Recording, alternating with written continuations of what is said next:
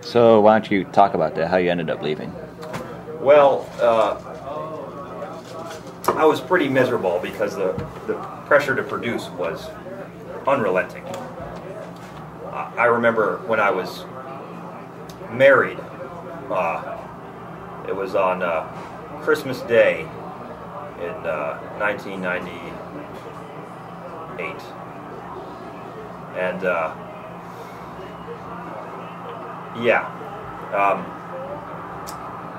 basically my sales had went down that week from what they were the prior week,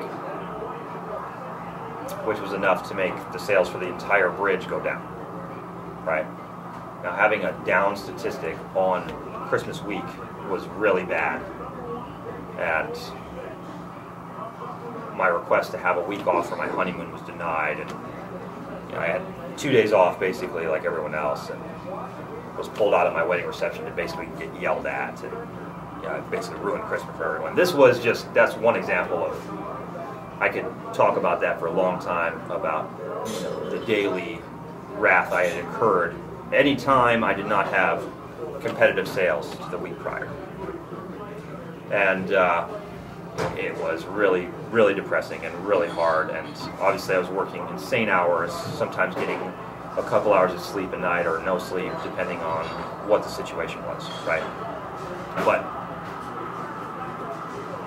I'd had enough, and it was really hard. I mean, I probably wanted to leave within the first month of being in the actual Sea Org. The EPF was nothing, but being actually in the Sea Org and actually being on a post where people expected something from me, and if I didn't give that to them, then their job was to make my life a living hell. It's called product officering, and it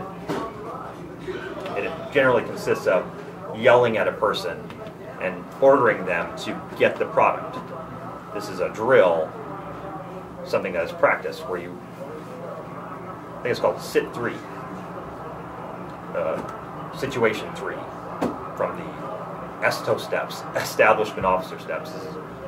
Anyway, the person stands above you and goes, get the product, get the product, get the product, get the product, just like that, get the product, and then they don't stop until you get the product, which in my case is get sales, sell a book, or get a book sold via the people I was managing to.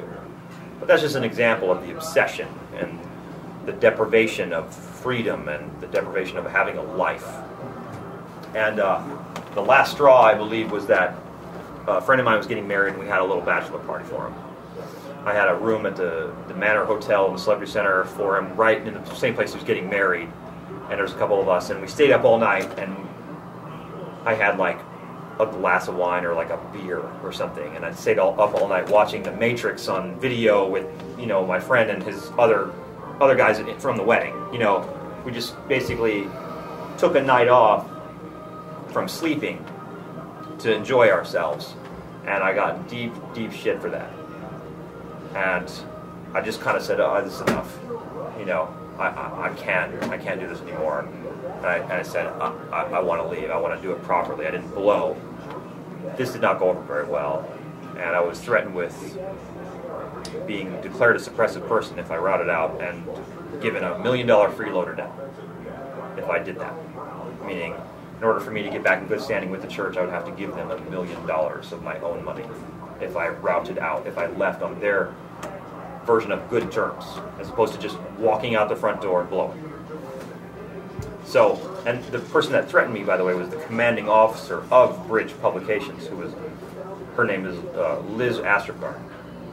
She wasn't the only one that threatened, but the fact that she threatened it and not some lackey made it pretty real to me that that's what they wanted to do. So I blew. Long story short is I blew, and when I went back to my hometown in Michigan, my mother wrote me a letter when she found out that I blew, and she told me about the crazy sons of bitches that she had to deal with in the 1980s when she was working, when I never saw her or my stepdad. And these are the kind of guys that would slam chains on the desk. You didn't get enough money. Their name was the Finance Police, Gestapo. It almost put all of my bad experiences at the time, it just almost just put them to shame. when she was like 8 months pregnant with my sister, she was pulled into the New York Sea Org base, the CLO, or Continental Liaison Office for the Eastern United States, where she was forced to sit on like a cement floor with like cockroaches and rats, some dirty old building, and some asshole just kept, mad dogging her, walking around her like a shark. She's sitting on the floor, 8 months pregnant, with like a knife on his belt, and they were forced to eat beans and rice because they weren't making enough money for the church in Ann Arbor. Just crazy, crazy stuff like that. She was forced to become a staff member because the Guardian's office guy that was sent in to keep the org from closing told her that if she didn't actually join, that she would be declared a suppressed person herself. So she put her family and the need for her family to have Scientology ahead of actually having a life with her family, which was a really bad choice, but I've made peace with that. I'm not bitter with anyone for doing what they've done. I'm over that, so to speak, but it definitely took away any chance that I had or my sisters had of having a normal life or making something of ourselves in that way,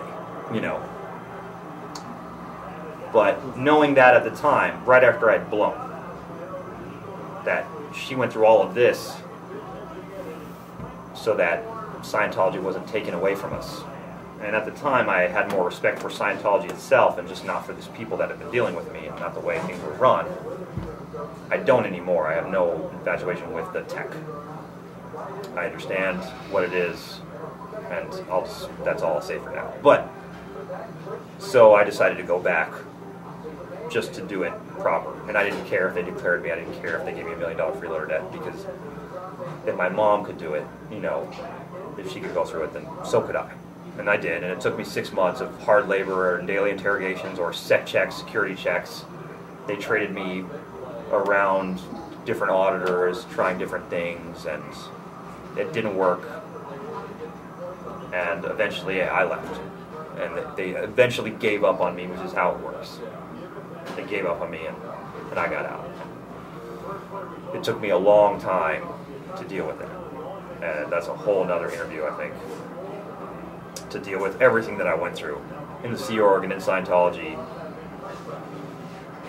But finally, after South Park, and finally after looking on the internet, getting the balls to actually look on the internet, this place that you're convinced that you're in the absolute basic sense of brainwashing, you are brainwashed to believe that looking at certain websites on the internet will destroy you. That if you look at OT3 information before you're ready, it will take your life.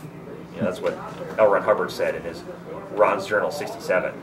It almost killed him, and it could kill you if you weren't ready for it. Well, it's a fucking lie. And we all know that because we're all sitting here still. We're all here. We're all quite familiar with it.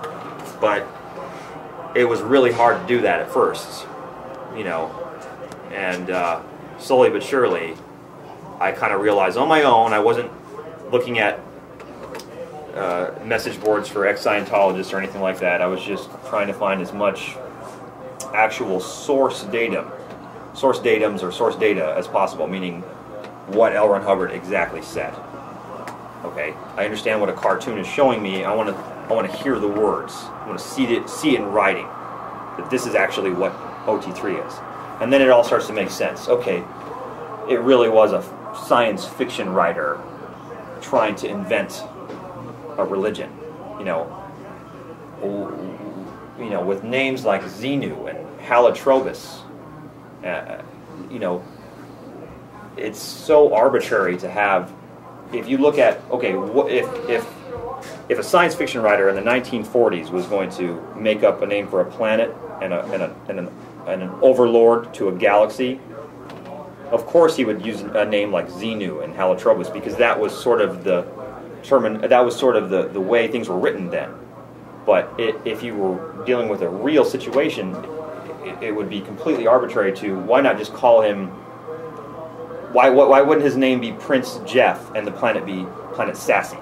I've used that example before, because what does that mean to anyone else in another galaxy? Why are they speaking English? You know, if you recognize things like that, you know, it's just a man at the time using the resources that he has and the things that he knows to try to write something convincing.